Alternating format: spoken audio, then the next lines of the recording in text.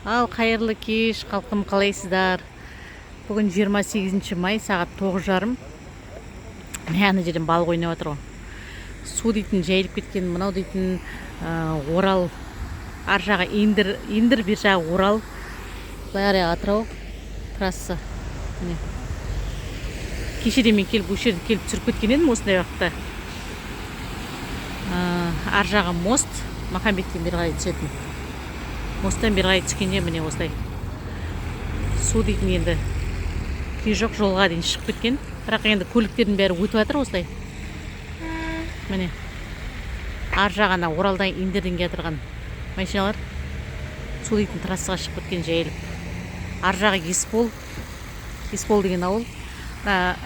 Анау свет жанып тұрған ар жағындағы мосттың сол жағындағы бұл дейтін ортақшыл 11-ші ауыл. Ой, 13-ші ауыл. Еспол 11-ші ауыл. Міне мына жақтың бәрін түгел жайып кеткен. Былай қарай Атырау. Міне, жағдай осылай. Көліктердің бәрі жайлап су кешіп бара жатыр. Амал жоқ.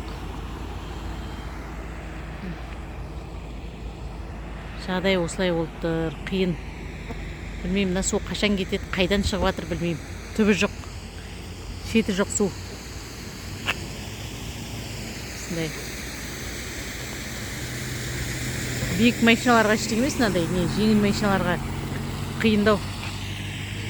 Өткенде кәдімгідей ортасына дейін кешіп бара жатыр ғой. Батақана дейтін күй жоқ енді. Тұрғызбайды. Судың жағдайы осы. Ойбай, құдай сақтасын.